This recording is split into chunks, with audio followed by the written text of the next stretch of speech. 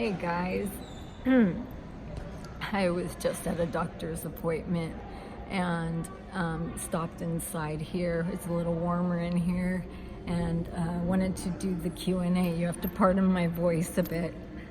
I've been pushing nutrition a lot, and so I can expand my stomach lining more, and it has some side effects to it, so you have to pardon my voice, but nothing to complain about. Things are awesome. So I always get, this is my positive, and I really look forward to this time I get to spend with my family. So Rod picked some questions, so I don't know what they are. Rod, go ahead. Okay, well, we have some questions coming up. One from DG Doll. DG Doll.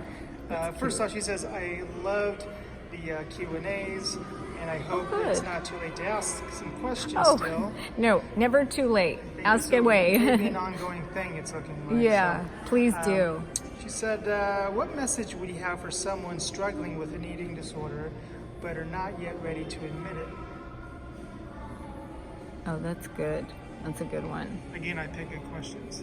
Yeah, I know every question is a good question. So just repeat it one more time. I want to take it in. What message would you have for someone who is struggling, obviously, with an eating disorder, but doesn't admit it? Right. It's only going to get worse. It's going to be hell.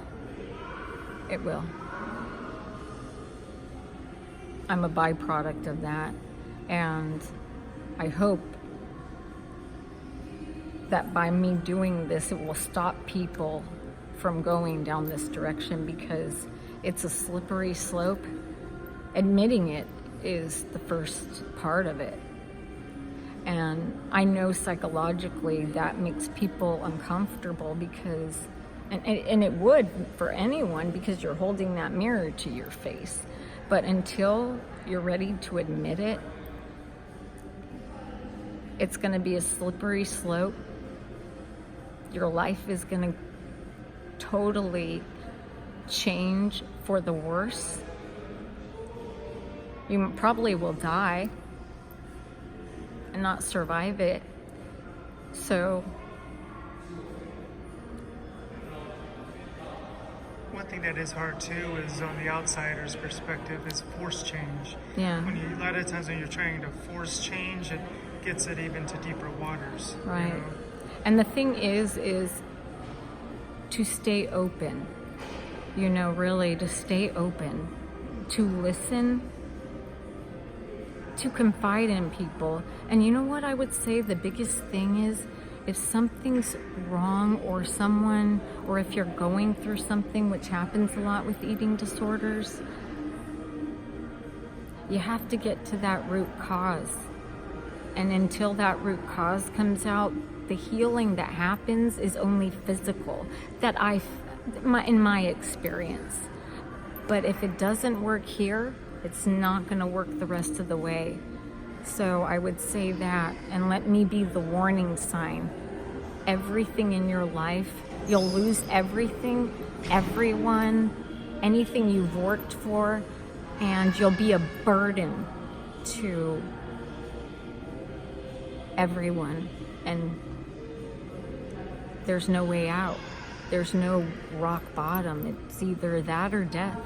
So that's why I have to be so adamant about this. I'm really passionate about that, and I love that question. I'm going to ponder that more too. Go ahead. I'll keep going, but that's here's phenomenal. One from Kitty Nice. Kitty Nice. NYCE. Oh, Kitty NYCE, New York City, maybe. Kitty Nice.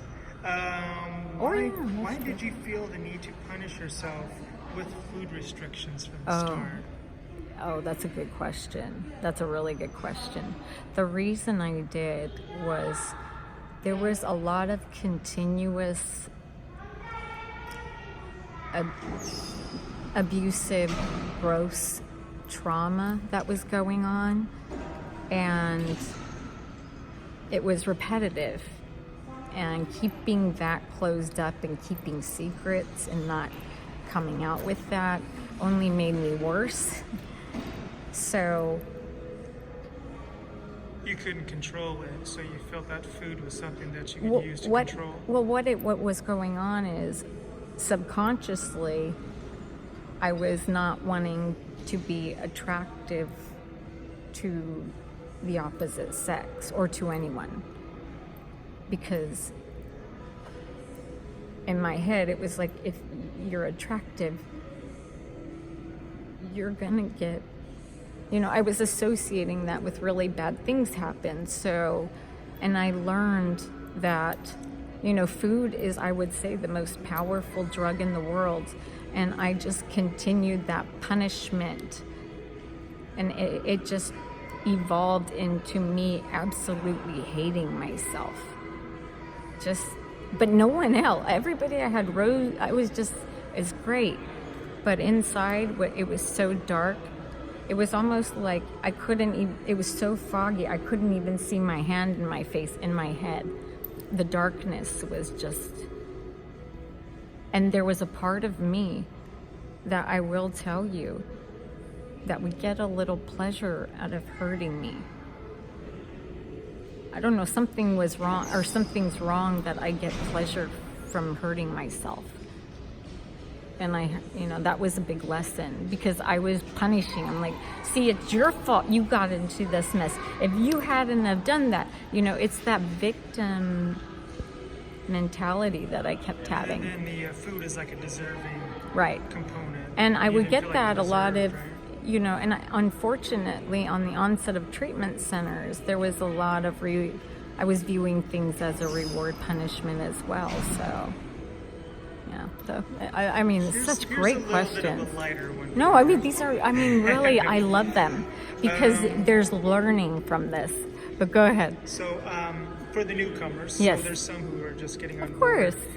There's one named Dragon Sky. She's asking, what does stay clutch mean? And along those same lines, you may want to say, what does poop rainbows and crap unicorns Oh, stay clutch?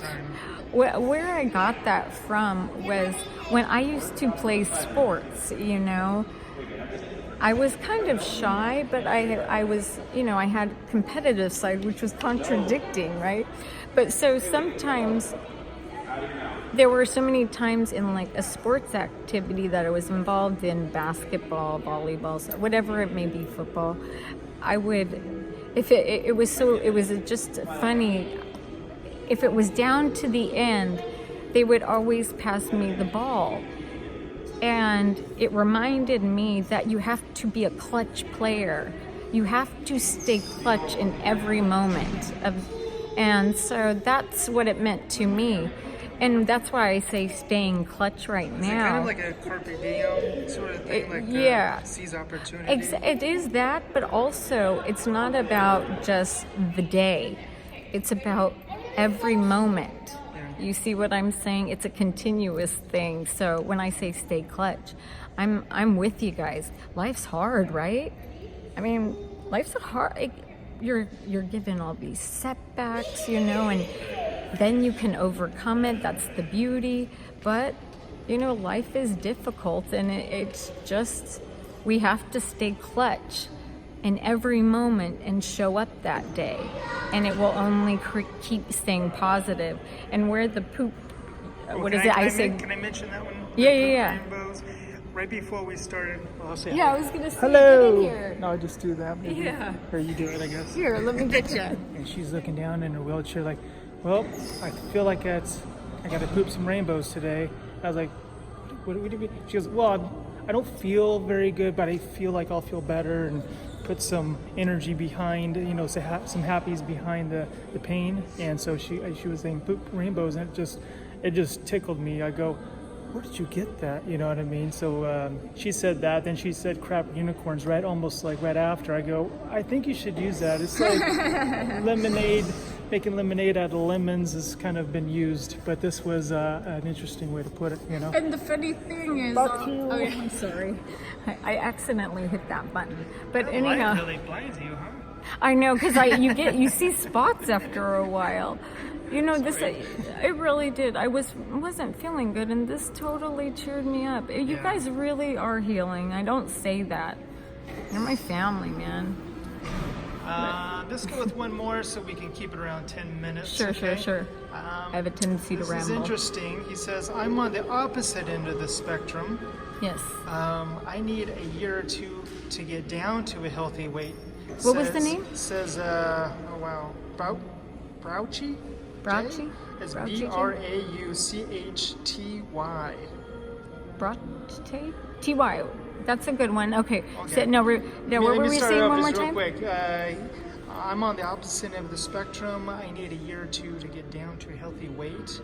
To me, this seems so overwhelming that I'll never be able to Right, do right, it. Do you have right, any right. advice for somebody who feels like they're on the opposite end of the spectrum? But that's a really good question, because you know what?